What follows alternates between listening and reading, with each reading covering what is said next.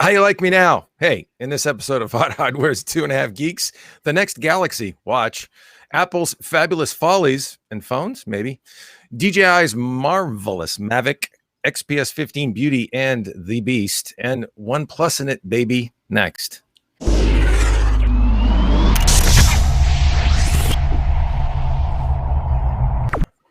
Welcome back to another episode of Hot Hardware's 2.5 Geeks. We had a little technical difficulties there in the beginning. You'll have to forgive us for that. But it's good to be back. We missed last week. We've been biz-nizzy, as they say, and unbelievable amounts of stuff going on. Lots of hardware to test. Lots of hardware being announced. Apple stepping out today. We'll be talking about that stuff shortly. Marco, what you got going on in your labs these days? What's new for you? I can't talk about it, but I will say that the my graphics test bed was just overhauled for some reason, and it has been chugging along for 2 days, running numbers on something. I guess people will find out soon enough what that is. Something tech something, he says. Yes. Very specific. Chris, are you doing something up there in Maine, or? I'm pouring a beer right now. How about you? Yeah, something new. So my main gig has changed places. Now doing kind of police investigatory work in my main job. Some of the IT stuff too. So new adventure. Been busy. Haven't been around here much. Sorry, but wow. Now I'm back. Wow. You're working for the Fuzz, the Coppas. Yeah. The Gippas? You gotta watch what you say now. Sorry. That's not good. Jesus. No, it is good. I knew I smelled bacon. Oh, wow. I have like a lineage of police officers in my family. So yeah, you gotta be careful. You gotta be proud of the men in blue, thank God, to have them around and protect and serve and all that good stuff. Well, let's stop talking about law and order. Are you drinking beer? You are drinking beer. That's somewhat lawless. Of course. In the time of prohibition, it legal. Was lawless. All right. Well, let's chat about We're some not tech. All that old, Dave. Well, yeah. Neither am I, thank God. Not that old. But before you decide to dig on more on my age and wisdom, let's talk tech, shall we, gentlemen? Yeah, let's do that, because we got a lot going on. I mean, there's just an unbelievable amount of announcements as you roll into the Q3, late Q3 into Q4. It picks up in tech, right? That's when we make hay in this sector, as they say, and we got a lot going on right now. We are heavily taxed in terms of workload, so we're gonna keep it crisp here today, but try and cover the main headlines. Marco has been playing around with a new wearable device from the good folks at Samsung, the Samsung Galaxy Watch, feature-rich with great battery life. I don't know if you saw the Apple event today with the announcement of the Apple fourth generation watch, whatever they call it. What do you think about that, and what do you think about this, Marco? I don't think much about the Apple Watch at all. I think it's ugly. Since the first generation, no, it's an ugly giant chiclet on somebody's wrist. But something like this, this is beautiful. So let me get back to the main screen here. So this is the brand new Galaxy Watch. Let me see if you guys can kind of get a look at that. That is the bad boy. So it is kind of beefy. It's kind of thick, but Samsung put a ton of tech in this watch here. So actually, let me show you the animations too, just to show you how I'm going the wrong way here. I got to learn how to use my webcam. You can just see how fast and responsive this thing is when you're turning the dial. Wow. Yeah, it's just super fast and responsive. It's really cool. So inside the new Galaxy Watch, let's get the real hardcore tech out of the way first. There's actually a dual-core Exynos 9110 processor in there. So dual cores running it up to 1.15 gigahertz. This particular model is the Wi-Fi Bluetooth model, so 768 megabytes of RAM with 4 gigabytes of internal storage. The LTE models, the standalone ones with LTE connectivity, have a little more memory. They have 1.5 gigabytes of memory. This is the larger 46 millimeter model, so 472 milliamp hour battery in here. And Samsung claims about 4 days of battery life, which is great for, you know, a smartwatch of this type. But I got way better battery life than that. So I've been using it for a couple of weeks. On the very first charge, I charged it on Wednesday morning when I received it, and I didn't have to charge it again until Monday night. So it's really good battery life, and it's sustaining that as I use it more and more. It's getting, you know, 5.5 days of battery life. Now it's got wireless charging and a ton of sensors built in: accelerometer, a gyro, an actual barometer, heart rate monitor, ambient light sensor, tons of sensors built in. And it's also IP68 dust and water resistant certified. What is it? That mil standard 810G certified and water resistant to 5 atmospheres. So really, you name the feature, it's in the Galaxy Watch, and it performs exceptionally well. You saw the animations. Battery life is great. There is a ton of customizability here. You have literally thousands of watch faces in the Galaxy Wearable App Store. Tons of apps. There's actually a bunch of games. I didn't do a lot of gaming on here, but tons of games. You can obviously, when it's paired to a phone, you can make calls and, you know, make and receive calls from here. It's got mic and speaker built in. Obviously, it's not terribly loud with a tiny speaker on your wrist, but it works perfectly well. So really full-featured, really well-built watch, smartwatch with great battery life. My only knocks on it is it's kind of thick, it's kind of beefy. So this 46 millimeter model, you need a beefy wrist for it to look right. Now there's a smaller 42 millimeter model, but the battery is also a lot smaller, so 270 milliamp hours in that guy. But other than that, same specs. But overall, I really dig this watch. It's the nicest smartwatch that I've used. The experience has been really good. Interesting. So GPS on board, right? Because it'll track your fitness and your runs and all that good stuff. There is an LTE version coming, right? Yeah, I think the only people shipping right now are T-Mobile, but it's coming to 30 plus carriers according to Samsung in 15 countries.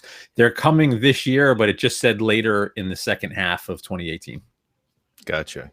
So yeah, it's really quite well equipped from what I can tell. Apple's announcement came out today. We'll talk about that in a little bit. They had an ECG, echocardiogram feature, which was kind of prominent in the announcement. What sort of heart monitoring stuff do you have in this? General, just heart rate? Anything else in terms of sensors that I missed? Yeah, I mean, there's tons of sensors. So the heart rate monitor is, you know, it's on the back there. But what this guy will, you know, it would help if I actually moved it in front of the camera. I'm such a meatball today. So it's got the heart rate monitor in there, but it's also got it's using data from everything. You know, if you're sitting still too long, it'll prompt you to get up and go move. If it senses your heart rate and breathing's too high, it'll tell you your stress level's too high and offer up some breathing exercises to try to calm you down. Obviously, it's doing automatic sleep tracking, automatic heart rate tracking. It's got the ability to track 39 different types of workouts, and it will do automatic tracking for many of them. If it's one of the workouts that are supported, you know, it'll track it automatically. You don't have to be fumbling with it to get it to track your progress. It will also, with minimal input from you, give you a summary at the end of the week of your sleep and your workouts and your steps and all that good stuff. It's just, Samsung did a great job of packing as many features as they could into the watch, but also sort of getting out of the way and just letting it work. And what's impressive is it sort of does all this, but still gives you that great battery life. I was really impressed with the battery life. So I had, years ago, before Microsoft pulled them, I loved my Microsoft Band, but you basically had to charge it every day and a half. And that thing had a fraction of the features, a much smaller screen, nowhere near the performance and capabilities. Yet I'm getting like almost 6 days of battery life. I'm just really impressed that this level of functionality will last that long on a charge. So Tizen OS, right? Tizen 4, yes. Tizen 4. Does it only pair with Galaxy devices, or are we talking all Android? Android 5.0 and up, and iOS. Okay. Oh, yeah. Oh, okay. I bet you it's not quite as compatible with iOS just because Apple doesn't want it that way. But well, I don't know, because it pairs just like any other Bluetooth device. The setup is super easy. The Galaxy wearable app will, search for the watch. You match up a couple pin codes and bang, you're connected. And I think everything is kind of funneled through that app. So as long as the same functionality is on the iOS side, I'm not sure. I'm assuming it's very similar on the iOS side. And I don't think you'll miss out on much. Cool. Interesting stuff. What I do like about it, and as you noted, what for me is important with a smartwatch is that it looks more like some sort of traditional timepiece. I don't care if you're into the diver look. I'm into that. That's what I wear for watches is, big chunky diver watch. That's what I like. But a round face is important. I agree that Apple's watch, and we'll talk about the Series 4 watch shortly. We keep saying that. We will, I promise. It looks like a chiclet. It's that square face, which is much more, I think, a formal setting, or just doesn't blend as well with, I think, different settings, different dress styles you might have. It's more of a formal square look. Chris, what do you think about watches? Should they look like smartwatches? Should they look like traditional timepieces, or does it matter? I absolutely think they should look like regular watches. So I've been using the Amazfit Pace still since I reviewed it probably a couple of years ago now. And I've liked it for a lot of the same reason, because it is round. It somewhat looks like a watch. It's a little more streamlined than I'd probably typically pick in a watch, but the battery life is also fantastic in that 5 to 10 day range, depending what you're doing with it. So I like that aspect of it. I think that Galaxy Watch is a fantastic looking smartwatch.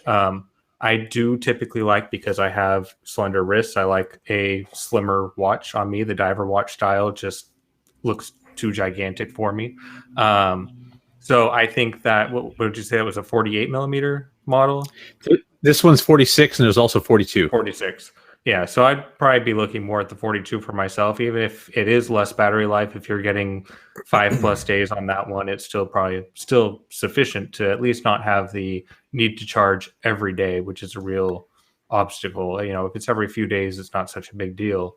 But really like the responsiveness that you're showing on that watch is very, very impressive. Yeah, it is. Yeah. And so let me hold it up one more time. So check this out. So let me go back to the watch face I had. There's so much functionality. So this is a watch face called Tom.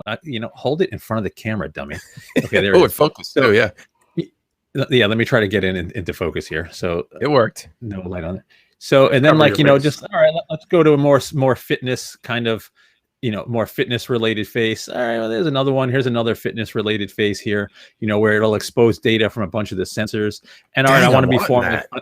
I want to be formal tonight. Bang, and there's all different. There's literally thousands of watch faces, because the Galaxy wearable app, the watch faces are compatible across, multiple generations of Samsung wearable device. So there's a lot of paid watch faces that are $1 or $2, but there's thousands of cool free ones also. So there's just so much to like about it. The only real negative is it's not cheap. $350 for this particular model, $329 for the 42 millimeter. It's not cheap, but it's basically got all of the same features of a phone, just with the tiny screen and on your wrist. Right. I still can't see myself doing the Dick Tracy thing, like, hey, how you doing? You know what I mean? But it could come in handy, I guess, in a tight situation. I'm thinking about, maybe you're up on a ski lift, right?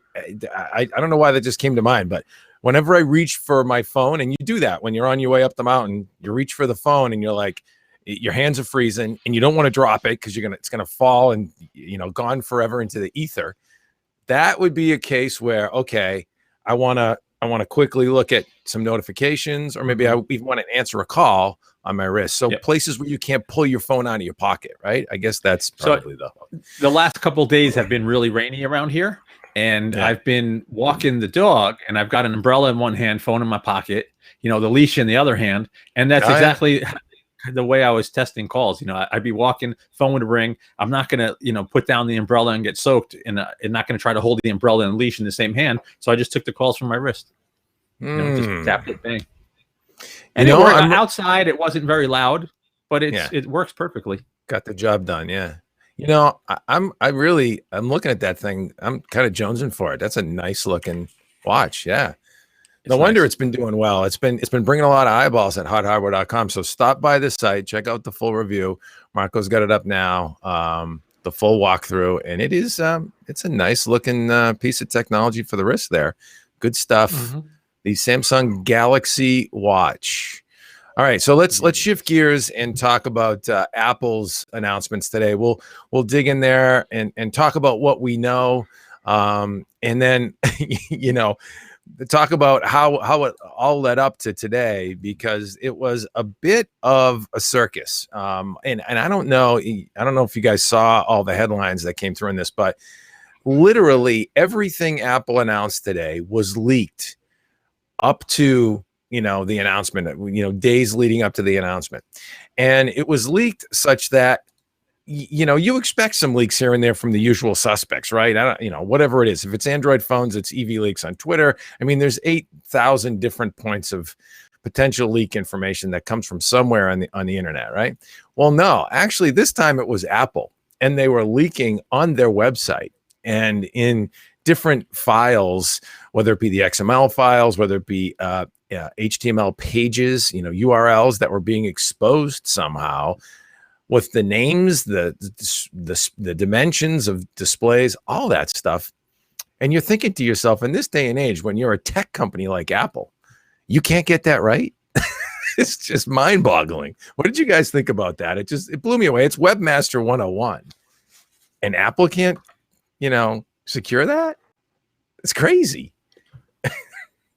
Maybe I'm being too critical. No, I completely agree. When you're going to try to pretend, and I'm not going to pretend, but Apple makes their events, you know, they have a vibe of exclusivity.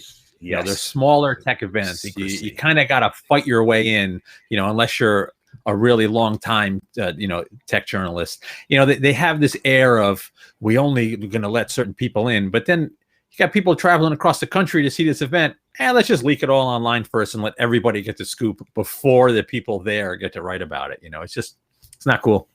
Yeah. You would think they would have been a little bit tighter on that. And it just blows my mind that, like I said, you know, on the web and in this day and age, a company like Apple can let slip that easily with the headlines, and just not have the controls in place. It just doesn't make any sense. Chris, you're an IT guy. Would you have let that happen under your watch? IT manager? Well, I do IT, but thankfully I'm not really in charge of websites. But I mean, obviously they need to draft up the pages in advance of the event. So, you know, it's understandable that the pages would exist, but to have them copied over to the live site in any form is kind of a rookie mistake, I would think. So, you know, that's a bit surprising, but what can you do now? Stuff happens, as they say. Stuff happens. But yeah, so let's talk about what we heard today. The new Apple Watch Series 4 was announced, and also the various iPhones. So the iPhone, let me make sure I get all these names right. We've got the iPhone XS with dual SIMs, the 6.5-inch iPhone XS Max, and the entry-level iPhone XR. There's the Apple Watch Series 4. It is larger. It is a faster S4 processor, and it has an ECG or echocardiogram functionality on board. Again, that chiclet style watch face looks like a ton of data presented on the screen. That's what's interesting to me, is that they're getting a ton of information into a small space. Did you guys get a chance to look at this? You've got 40 and 44 millimeter designs on the watches. What were your impressions? I know, Marco, you already said you just hate the look. You don't do square watches, right? I don't find it attractive. You know, I'm not going to pretend Apple doesn't make some beautiful hardware, and the designers do a nice job with these nice tight tolerances and the swoopy curves. It just doesn't. It stands out too much as a tech device on somebody's wrist, in my opinion. I'm like you. I prefer my smartwatch to actually look like a watch. And with something like the Galaxy Watch, you have, standard bands, 22 millimeter bands. You can get whatever bands you want from anywhere and just pop them right on here and have whatever style you like. No matter what bands you put on the Apple Watch, it's going to look like a piece of tech. It's not going to look like a piece of jewelry. That's my issue with it. Yeah. So it's ceramic backing material now. You've got GPS and cellular connectivity on them. So a full suite. There's even a 911 assistance, which detects if you've fallen with with an accelerometer. So it's a fallen and I can't get up feature, if you will. Like literally, if you fall down and you have been immobile for more than a minute, it will automatically dial emergency services for you. Now I'm just waiting for that feature to go haywire someday and screw up, Chris's precinct in Maine there, and start calling, ambulances and fire departments and police officers inadvertently. But that just seems like you gotta lock that down tight to enable that as a feature. But it's interesting. There's some genuine innovation there, I think. And the ECG, you've got what I'm reading here is this thing will actually screen your heart rhythms, detect AFib or atrial fibrillation, which is a non-life-threatening heart arrhythmia. Or, it actually is the first device to be an over-the-counter ECG product. Now, I'm sure there's all kinds of disclaimers to go with that, but there's real innovation there where Apple's actually offering, health. A real technical health analysis tool built into the watch, right? Interesting. Well, do we know, is it some sort of new sensor they developed, or are they just using data from the same infrared heart rate monitors that everybody uses? Because all of the heart rate monitors, these infrared ones that are on basically every single device, they're inherently inaccurate. They're okay for estimating data, but unless there's some sort of cool sensor there that I missed. Yeah. Well, apparently that's what it is. So you place your finger on the crown and within 30 seconds, you receive a heart rhythm classification. All readings are stored in the health app and you can share that with your doctor. And the ECG functionality has been cleared by the FDA. Huh. So you place your finger on the crown, so it's not visual. Then it's some sort of it's monitoring electrical currents through a metal crown. Must be through the crown. Yeah, yeah. I don't buy it. I'm skeptical. Yeah. We'll have to see. It's an interesting device for sure. It's got some capability, and as usual, it is expensive. It starts at $399. With GPS and cellular configuration, that goes up to $499. So premium stuff from Apple as usual. And moving on to the phones, let's talk about the iPhone XS, the XS Max. It's going to be hard to say these names. And then the iPhone XR. So, quick. Have they dropped the pronunciation of the X as 10? Is it not the 10S? I haven't caught the stream, so I'm not sure. They were very insistent that when the iPhone X came out, that it was the 10. I'm saying 10. X. I'm saying 10. I'm saying X, and I apologize. No, you're not 10. The only one. It's 10. It's their 10. Problem, really. It's 10. They repeatedly said 10. Thank you, John. John's chiming in. Yeah, my bad. I'm obviously, slipping up here. I'm not quite the Apple guy. I do run on the Android platform. We do cover Apple though, however, and the iPhone XS, and thank you for that catch, and the XS Max and the iPhone XR.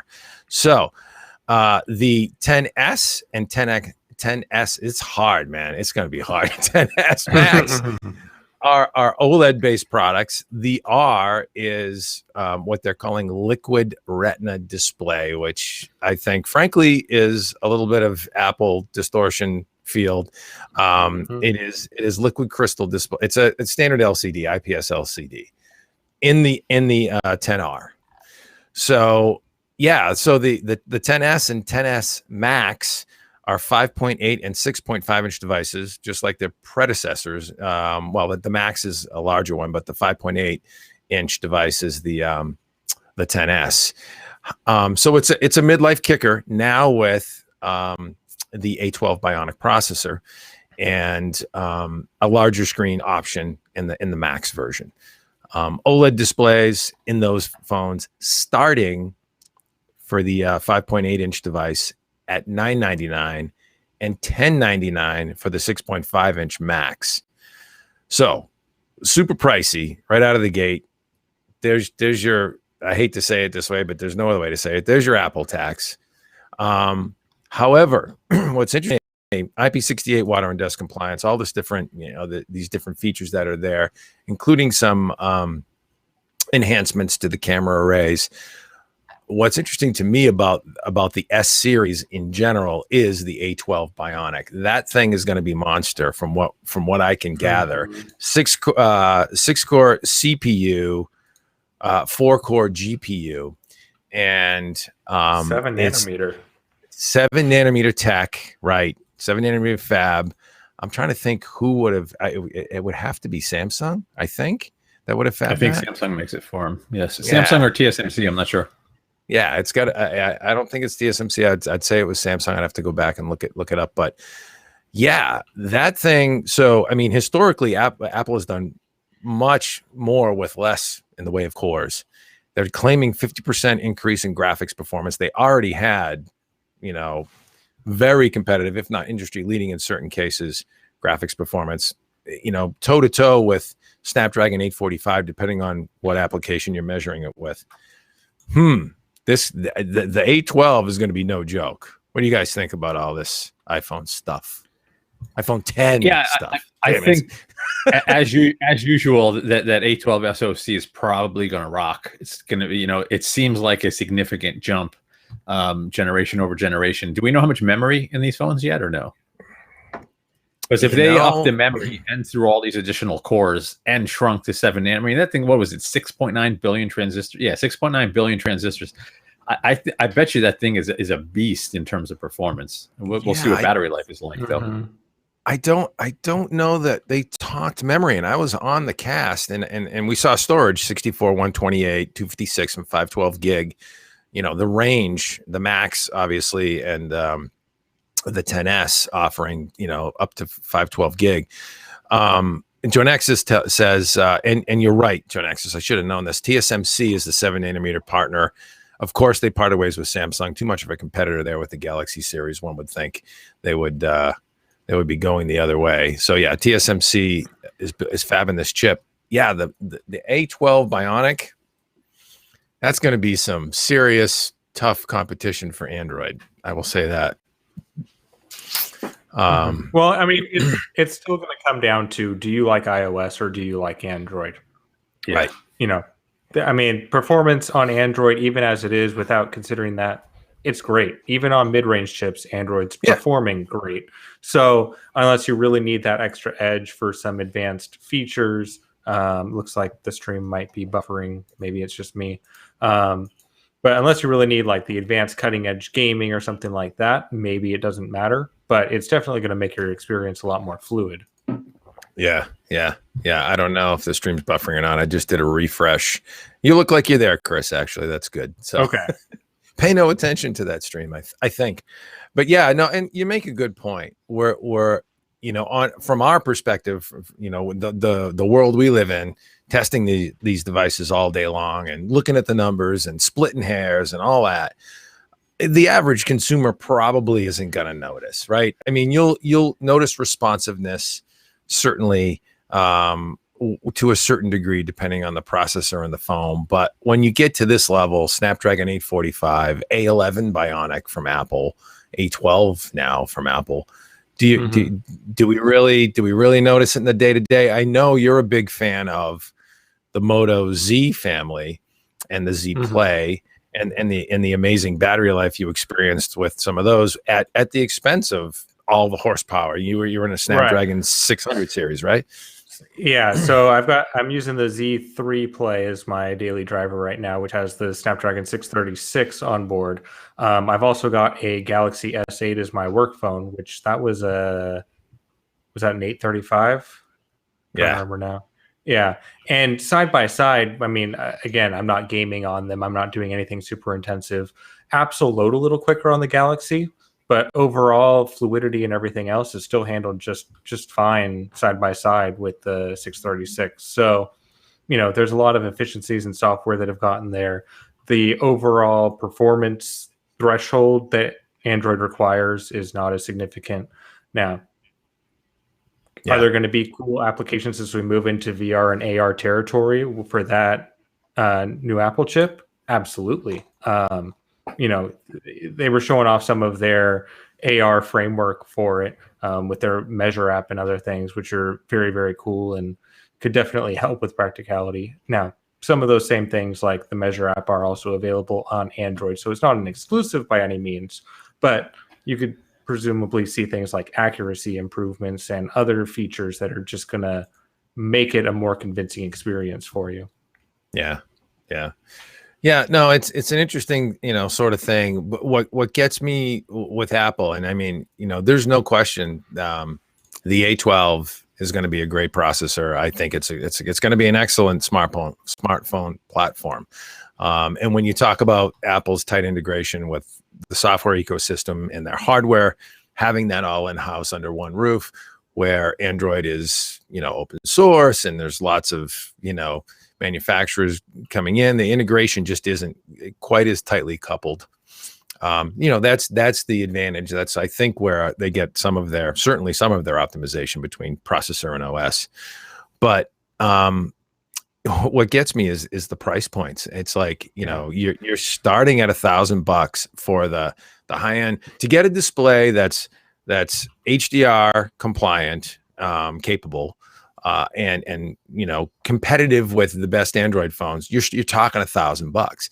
When you drop down to the 10R, which is the new liquid, what is it called? Liquid Infinity. Liquid Retina.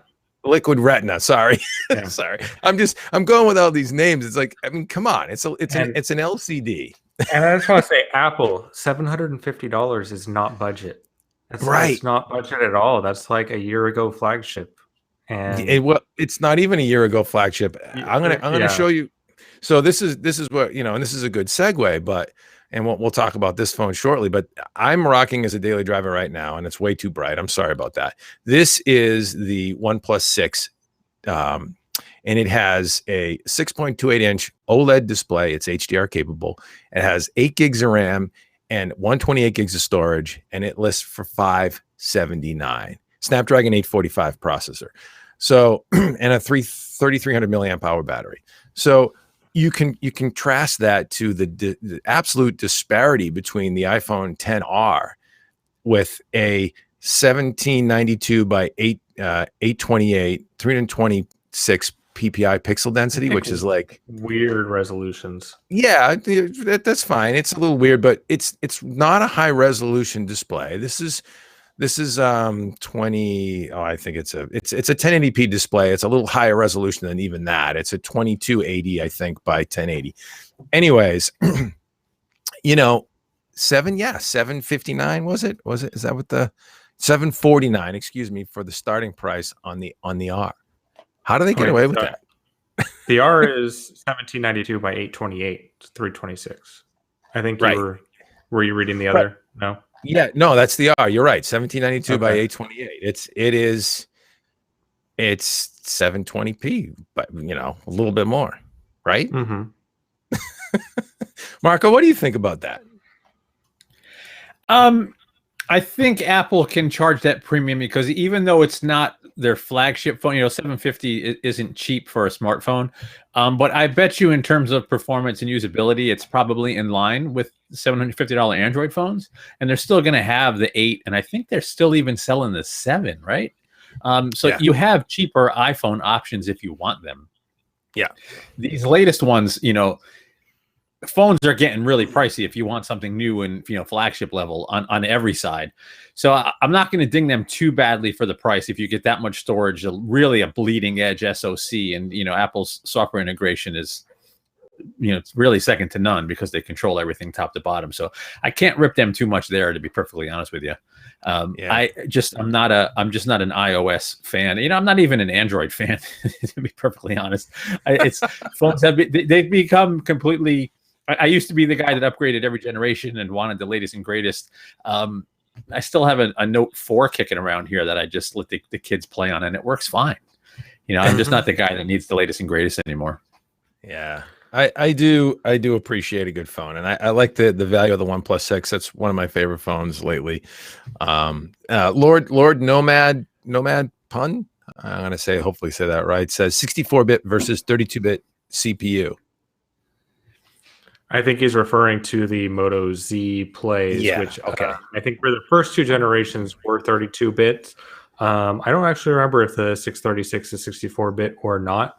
And in regards to the battery life, I think in reference to Joe Nexus's comment before that about Moto being stock helping with battery life, which is, yes, partially a factor, also fewer sensors and downclocked CPU and other things. I think he's saying punks for the name, but anyways, punks, you're right. I'm sorry. I don't think 64-bit versus 32-bit CPUs is going to make a huge difference in battery life. And Android is 64-bit, just to correct your comment there. There are still 32-bit flavors like the older Moto Z phones kicking around. 64-bit for a while. But yeah, if you're getting over 4 gigs of RAM, you're going 64-bit. Now, you're not going to see a huge performance difference just because it's 64-bit. I mean, maybe in some applications, but overall, it's not going to make as big a difference. Right. Yeah. All about memory addressing. Yeah. Yeah, no, boy, am I spitting out the old man phrases. iPhone X and and Pun X, punks. Yeah. Anyways, God help us.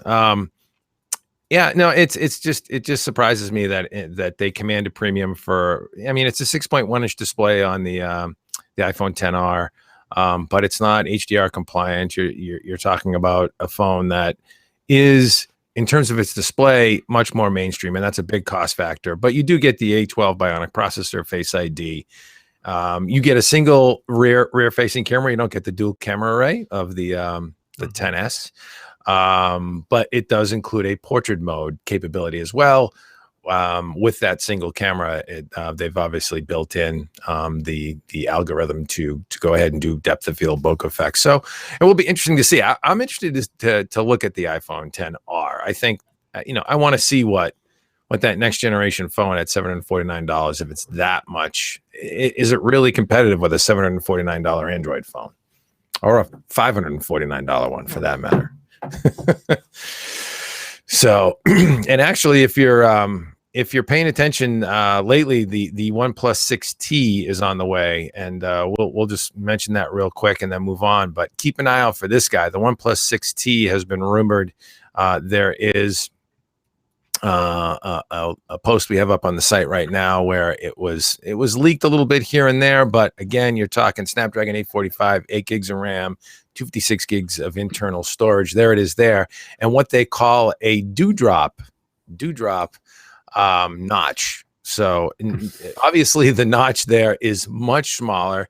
They figured out a way to trim down that camera array. And they also do, I think, in my opinion, the best job out there currently in Android with notch control, eliminating the notch. They will allow you to hide that notch. And it stays hidden. You put up a thin bezel instead of the notch, and no matter what app you're in, it stays notchless. So I would keep an eye out for the OnePlus 6T. That's rumored to come out in October.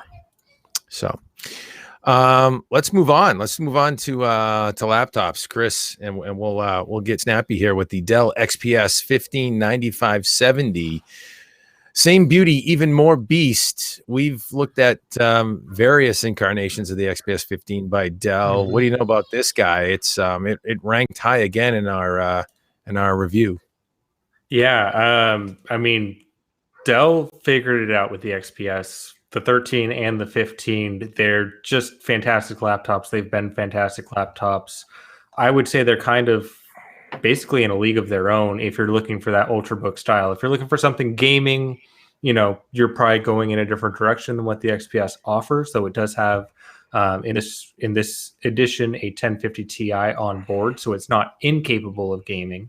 But if you want that mobile workhorse that is going to fit in everywhere, whether it's the boardroom or if you're at a coffee shop, gaming cafe, wherever, the XPS 15 is awesome. So in the latest version that we looked at here, they've stepped up to offering up to a Core i9-8950HK hexa-core processor. The one we looked at is the i7-8750H, which is also a hexa-core processor.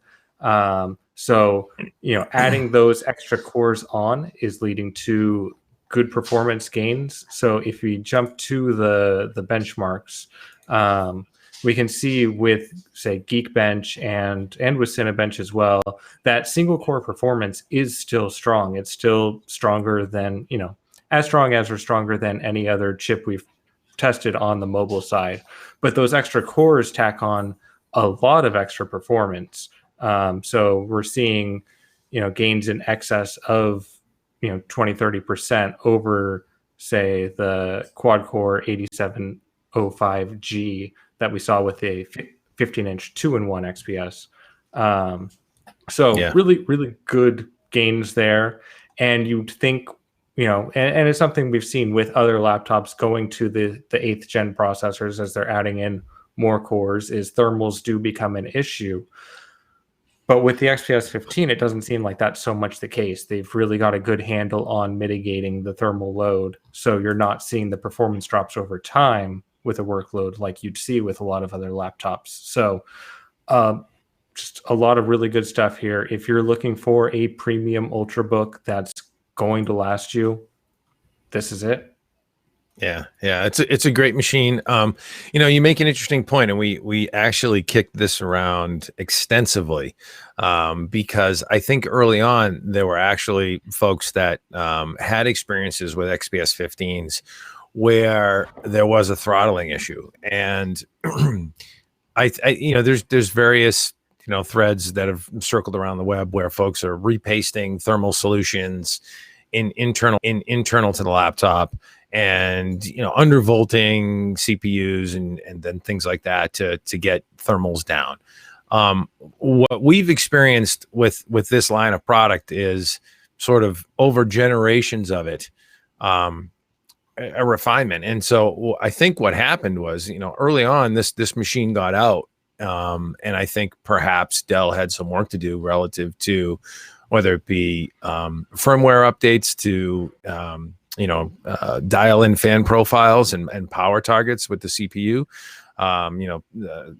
power states, or even tweaking the manufacturing process to where their thermal solution was better integrated. I'm not sure, but this model that we got in, we put through its paces heavily, and it did not. It throttled. All notebooks, to a certain degree, are going to get thermal saturation at some level, but it was, within a margin that was better, as good, if not better, than any machine in its class, and most times better. When you think about products like, and I hate to say it, but the Surface Book, the 15-inch Surface Book, and you toss a 1060 GPU in there, as well as the new 6-core 8th gen processor, there's a product that's thermally challenged.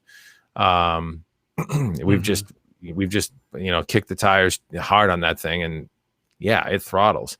Marco, I know you've spent some time in this. What do you think about that whole issue? Because that was raised in the threads underneath our article in the comment section. Yeah, I mean, it's going to happen when you have thin and light notebooks with, relatively powerful CPUs and GPUs. That heat has to go somewhere, and there's only so much capacity in a few millimeters of width. So, the real key is finding a balance between real world workloads and how people use the machine versus how much throttling you get. So if you're the type of user that is, browsing the web, working in an office app, maybe here and there in Photoshop editing some images, you're probably never going to throttle because you're not going to whack the CPU and GPU nonstop for an extended period. But if you are using the machine to render video, do stuff like that, do 3D animation on the go, what have you, where the CPU and the GPU, even gaming, where those chips are going to be constantly pumping out heat and working at full tilt. Every machine is probably going to throttle at some point. That they're going to get saturated and they're going to throttle. I think Dell does a better job than most finding the balance and putting beefy enough coolers in the rigs to handle loads for a somewhat extended period of time before you even have to worry about it. So I dig the XPS 15 series, and I had some experience with this particular model as well. Even under load doesn't get that loud. It's for the power you get in that form factor, really nice machine. Yeah, and so, I do want to say, the XPS line still has a couple of sins. It's not a perfect notebook by any means. You're still going to have the low placement of the webcam that's kind of looking at your nostrils. The keyboard is, some people love it. Some people absolutely despise it. That's, the same keyboard it's had. So if that's a deal breaker, it's still going to be a deal breaker. I personally don't have an issue with it. I think it responds well. I wish it had a 10 key, but given the form factor and size, I can live without it. But, yeah. We have a comment from Lord Nomad Punk saying, "Didn't the Apple MacBook throttle?" And a thin notebook. And I believe it was a Core. Is it Core i9 or was it a Core i7? I think it was the high end Core i9 MacBook Pro. Yeah, the 9. And they somewhat fixed it with firmware. Like you can tweak the fan profiles and the voltage levels at different frequency steppings, and there's a real fine balance there. So it may affect performance, but if it doesn't throttle for X amount of time and 95% of users don't place it under load for that length of time, then you're fine. So this is something every notebook manufacturer has to contend with, because consumers want thinner and lighter notebooks. So when you don't have cooling, this is going to happen. And I will say, we didn't test the i9 in this, so there is still potential consideration there. But I don't think the i7 and i9 options are so different that you're going to see massive throttling with the i9 that we're not seeing with the i7. I think we need to like direct the discussion around this, perhaps not so much at the notebook manufacturers. When you think about a 6-core Core i9 chip and its boost clocks, and the way that thing scales over frequency, and its TDP and its spec'd platform thermal capability, you're talking about really, I think, a case where, frankly, on that SKU, Intel is probably pushing the envelope. Is it notebook manufacturers? Is it their fault that you can't squeeze something into a sub 5 pound 15-inch machine, or even a 5 pound 15-inch machine for that matter, that can handle that kind of thermal load? Probably not. If that's the trend, well then, am I wrong, Mark? It's like, so do we need the Core i9? And the other thing is, do you need the Core i9, right? It's like, you're going to be fine with 6 cores and a Core i7 at, I have to go look what the specs are on the top clock speed, but you're probably fine, right? Yeah, just the fact that we discussed this, there's a 6-core processor running at greater than 3 gigahertz in what was in a laptop, 16 millimeters, 4.1 and 4.8 respectively. For the i7 it's and like, i9. come on, there's only so much physics horsepower you can fit with that much volume. It is what it is. We're not to the point where chips don't generate heat. We're not using graphene to manufacture these things, and where they can run at crazy high clocks and not put out too much thermally. It's just it's a fact of life. And Intel is probably pushing the envelope, but that's good. I think that's good in my opinion. So yeah. We need to get to 10 nanometer for Intel next, and then keep going, keep pushing the curve. Good stuff. But the XPS 15 built well, looks great. Love that display, Infinity Edge display, the 4K Infinity Edge display, 400 nits, beautiful panel. If you're looking for a laptop, back to school, whatever it is, good stuff right there. I'm gonna mention this real quickly, and then I want to move on so we can close out the segment with Marco's storage stuff. But I want to just mention real quickly that the DJI Mavic Air, which is one of the few drone reviews we've done here at Hot Hardware. We've only done a few over our existence, and we're starting to play with them here and there, especially the Halo products. The DJI Mavic Air, if you can bring that up, John, it is an amazing machine. We took a look at this not long ago. Actually, my son actually reviewed it, Michael Altavilla, my son, and he actually took this thing out on summer vacation with him to a couple of spots, toured one of the local provinces, Providence, Rhode Island, here locally. And if you've looked at drones before and thought to yourself, oh, they're complex, I'm going to crash the thing and break it. And, it's going to be it's really for folks that want to get into it and learn the tech and geek out. No, this thing flies so well. There it is right there. There's a DJI Mavic Air. Fits in the palm of your hand. And by the way, those blades fold in, so it's very compact. Fits in a backpack like you read about. No problem. You can almost pocket it. Yeah, you can almost pocket it. I don't know if you can scroll down and get a shot of it in flight, John, but we have a couple of shots. But the thing is, it's been a long time. I've played with drones. There it is right there. That's our video. There's Mike doing his thing. The thing is amazing. Now you're looking at these shots. It's a great shot right there of a power windmill. Anyways, before it was like, when I looked at drones, they were complex. They were hard to control and maintain. These things now are to the point where you can just do amazing things with them. And the gimbals that are built in, the camera is, working on a gimbal, are so steady and automatic that literally anybody can do it and get this kind of quality from a drone. And it's really cool stuff. You got to fly safe and smart, and, Mike walked up to a police officer in a common area where he flew this thing and made sure it was cool to fly. And, it's just impressive what you can do with a drone. And the DJI Mavic Air, I think it starts at $799, but there's various kits with battery packs and whatnot. Just blew me away. I mean, this thing it was like automatic, and you could fly it, with the controller from your phone, like nothing, and see what it's seeing. And just so cool. Such a cool thing. Have you ever played with drones, Chris, at all? I have a little toy stunt drone I can fly around my office, but other than that, I haven't gotten my hands on the nice big camera drones. I would love to. Unfortunately, my house is right on approach to the airport, so I'd have to go somewhere to fly it. You'd have to get clearance. Why I haven't gotten it.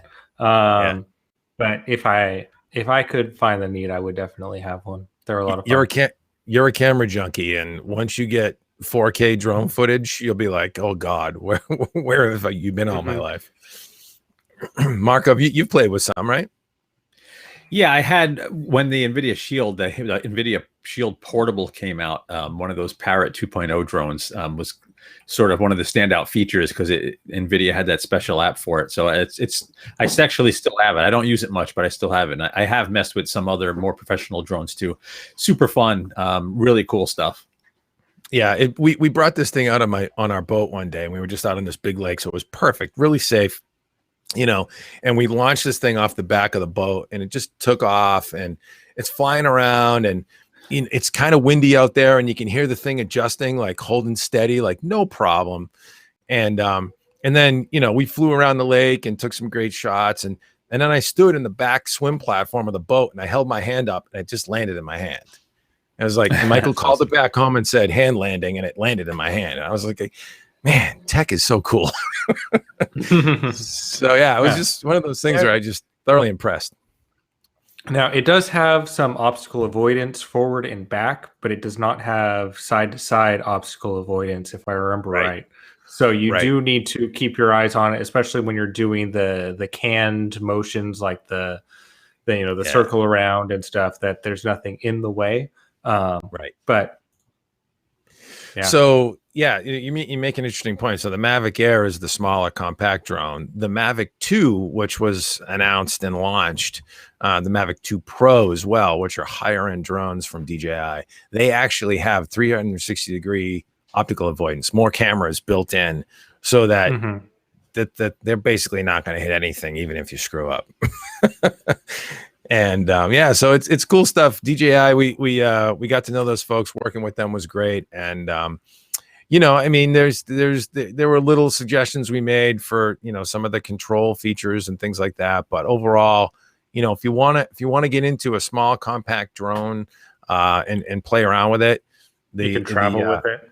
yeah, the Mavic Air is a great, what I would say, you know, sort of consumer friendly drone. If you're not a super, you know, high end, you know, drone geek, this is the kind of thing where you're gonna get right up to speed quick. It doesn't take a lot of room, and yeah, flies great. So, all right, let's keep moving and close out the segment on the storage end of the scene.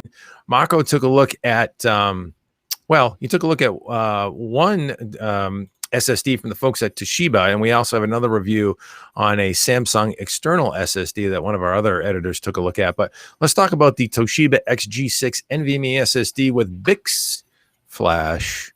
What do you know, Marco? I know what Toshiba's told us and what I discovered in testing. Toshiba's kind of cagey on their controller technology. The XG6 is not a drive that you would go buy on a Best Buy shelf or at Fry's. These are destined for the OEM market, so they would land in machines like the XPS 15. You know, Toshiba sells these directly to the notebook manufacturers or system builders to put them in systems. This particular drive is pretty awesome, though. So it's one of the first with 96 layer 3D BICS flash memory. And between that new flash memory and, you know, the magic Toshiba does with the controller, this whole device is Toshiba through and through. The drive offers up to 3.2 gigabytes per second sequential reads and 3 gigabyte per second, excuse me, sequential writes with, you know, high IOPS and relatively low latency. And some of the test latency is in line. It's not quite on the level of like a Samsung 970 Evo or 970 Pro, but decent latency. That's sort of one of the Achilles heels. It's still fast. Don't get me wrong. It's an NVMe SSD. Just versus some of the other NVMe SSDs. The latency is not as good, but where it really kicked ass, Toshiba tunes the drive specifically for client workloads. And if you look at the like the PC Mark tests, which are trace based and used actual applications. So these tests, they're not just about transferring data. They're about how fast an app loads or a game level loads. These are actually traces from workloads with these particular apps. It was the fastest drive I've tested. Now, and in terms of bandwidth and in the overall score. So really, really nice drive. If you're buying a system and the Toshiba XG6 is an option, you absolutely should consider it. The other caveat is we don't have pricing for these drives, but Toshiba is technically, they're usually really aggressive in that area. So just a strong drive overall, really nice for a variety of workloads and specifically tuned for client systems. Just a nice NVMe M.2 SSD. Beautiful, beautiful. Yeah. So we'll have to check that out.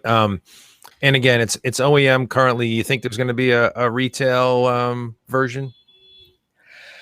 I don't know. It won't be called the XG6, but yeah, there'll be an OCZ enthusiast drive at some point. I don't have any information when, but it just makes sense that they would, assuming they can make enough of them. You know. Yeah. And what do we know about? Let's shift gears and then wrap this thing up. What do we know about Samsung's X5 Thunderbolt 3 portable SSD? That thing sounds pretty cool. External storage this time, right? Yeah, so I know a lot. It was me that looked at this one also. It wasn't someone else. You had mentioned it was another editor, but it was me. So this is a really cool drive. So it's essentially moment for Dave. It's essentially, so this is a Thunderbolt external drive. This is not USB 3.1. Obviously, the Thunderbolt has the same USB-C connector, but you need a system with Thunderbolt to use this. The first time you plug it in, you have to authorize it. It doesn't just show up like a USB drive. But what you get is essentially a 970 Evo M.2 drive inside a board, inside a little rugged external enclosure. So this guy has has some shock resistance. It's really well built. This thing is, I can't. It's not going to obviously come across on the webcam, but it's kind of, it feels substantial in your hand. So you have some shock resistance. The bottom red side, it doesn't really slide around too much on a desk. It's somewhat grippy. It's still kind of slippery, but somewhat grippy, and great performance, up to, let me double check. So capacity is up to 2 terabyte and up to 2.3 gigabytes per second on external storage. So if you're, a videographer and you're on the road a lot, or a photographer taking tons of photos, lots of pro photographers, they fill up those memory cards taking thousands of photos and they transfer off onto a laptop. If you want really fast external storage, and lots of the latest notebooks have Thunderbolt, just a fantastic option. The kicker, though, the real kicker, I have to go double check my numbers because I don't have it in memory. I wrote this a couple of weeks ago. It's super pricey. So if you were to look at, a 970 Evo internal SSD, you can find them for a couple $100. This particular drive, a 1 terabyte drive, is so $13.99 for the 2 terabyte, $3.99 for a 500 gigabyte, $6.99 for 1 terabyte. That's like almost triple the price of an internal 1 terabyte SSD. But you have the Thunderbolt interface, the external enclosure, all the a Thunderbolt enclosure on its own, a good one, is $160 to $200. Yeah, I was going to say, you're talking about silicon to make those two interfaces talk to each other. Even though they're compatible, you're talking about protocol translation, and so you need some silicon to do that too. So that adds up on the cost. But interesting, it seems to me like this is a solution, a solution looking for a problem, so to speak. And I would see, like, you would think that the video rendering crew would love this thing. Like if you're a content creator where you have heavy duty workloads that you need to transport between office locations or what have you, then something like this could be wondrous, right? Absolutely. If you have one of those latest MacBook Pros and you're editing video on the road a lot, but you also have a massive workstation at home, you can keep all the workloads on here and really not sacrifice any performance. There's a little overhead because you're going through Thunderbolt, and there's that extra bridge in there, but it's like having an internal, the M.2 NVMe SSD in the palm of your hand that you can move from system to system really easily. So yeah, there's a premium, but if you're the type of user that would benefit from this fast external storage, killer product. Chris, you'd love this, wouldn't you? Yeah, definitely on the video side. The photography side, you could have a huge collection, but you're still going to be limited by your memory card offload and stuff. Yeah, but when you're moving a ton of video around, it's going to make a huge difference having those speeds, especially for backup or anything else you want to do with it. Just get it out, get it done. Yeah. Very cool stuff. Well, we have more on tap coming at HotHardware.com in the coming weeks. Stay tuned because we are running flat out right now, right, Marco? Yes, and I promise that when a certain product launches that lots of gamers are interested in, when that time comes, I have a ton of fresh, brand new data. Completely revamped a certain test rig and completely retesting everything top to bottom, and lots of new apps and stuff that I'm testing. So this is like full desk RGB lighting, right? Yes, exactly. I've got new hardware to track exactly the color temperature of all of these RGB LEDs, and massive amounts of data I'm collecting. Hey, I don't think we have to make any bones about this. I mean, we had Tom Peterson from NVIDIA on here a couple weeks ago. So obviously we've got something cooking in that realm. We can't say what and when, but stay tuned because we are working hard and feverishly in the back rooms in the labs at HotHardware.com, where you can find us on the web. HotHardware.com, YouTube.com/HotHardware, where we hope you will thumb this up and subscribe to us here. Hit the notification bell so you know when we're going to go live and we go streaming. Facebook.com/HotHardware, where you can, Facebook with us, whatever that is these days. Twitter, where you can tweet us, HotHardware at HotHardware. Would love to connect with you. Share your pain and anguish and fun and frolic with us. Whatever, highs and lows, all good. We'll take it. Guys, parting words. Yes, everybody send me some positive vibes and just wish me luck over the next few days. I was gonna say, you know that Samsung watch and the stress monitor on that sucker, fire that up, baby, and it'll tell you. Yeah, to breathe I and relax. melted it. I melted it already. You're gonna be all right. We'll be all right. Chris, any words of wisdom for Marco's impending stress? Everything you'll get through it. You'll get through it. That's it. Look at the guy. Could he be any more calm all the time? Mr. Even Keel. Thank you, Chris. Yeah. All right, folks. Well, you take care. Have a great week, and thanks for stopping by.